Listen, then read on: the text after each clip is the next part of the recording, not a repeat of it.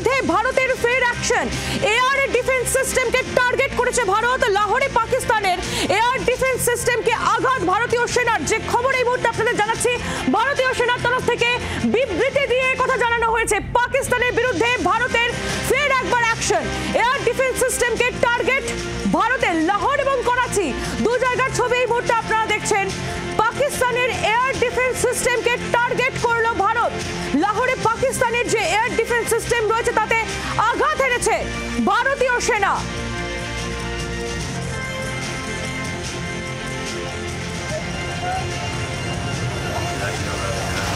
ভারতীয় সেনার তরফ থেকে বিবৃতি দিয়ে কথা জানানো হয়েছে। লাহোরের ছবি আপনাদের সামনে দেখাচ্ছি এই মুহূর্তে। এয়ার ডিফেন্স সিস্টেমকে টার্গেট ভারতের।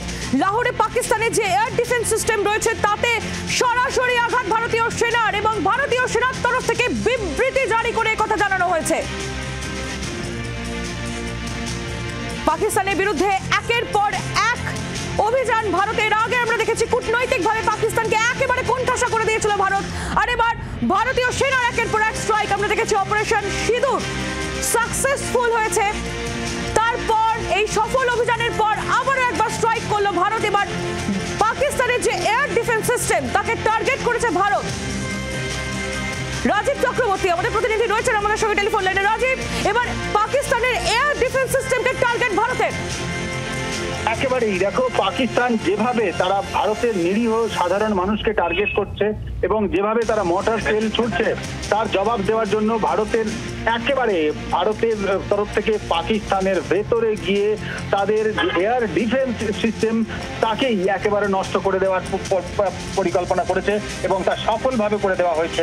বেশ কয়েকটি জায়গায় পাকিস্তানের এয়ার ডিফেন্স সিস্টেম নষ্ট করে দেওয়া হয়েছে এবং যার মধ্যে অন্যতম হলো, তোমাকে জানিয়ে রাখি যে সিয়ালকোট, যার মধ্যে অন্যতম হলো রাওয়ালপিন্ডি সহ কয়েকটি জায়গায় যেখানে কিন্তু পাকিস্তানের এয়ার ডিফেন্স সিস্টেম অর্থাৎ তারা যে রাডার দিয়ে তারা যে মর্টার সেল পাঠিয়ে যেখান থেকে ভারতের যে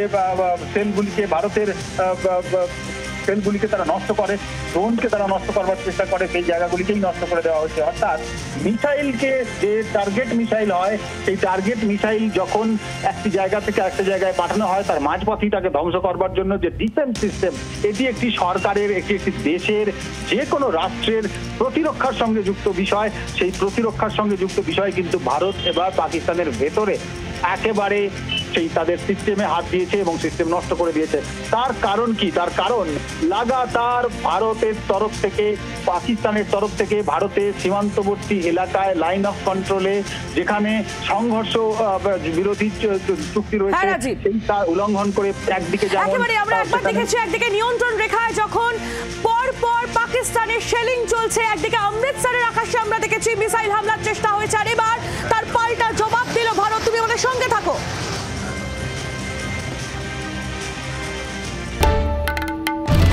বাংলার আওয়াজ, বাঙালির আবেগ, জি 24 ঘন্টা।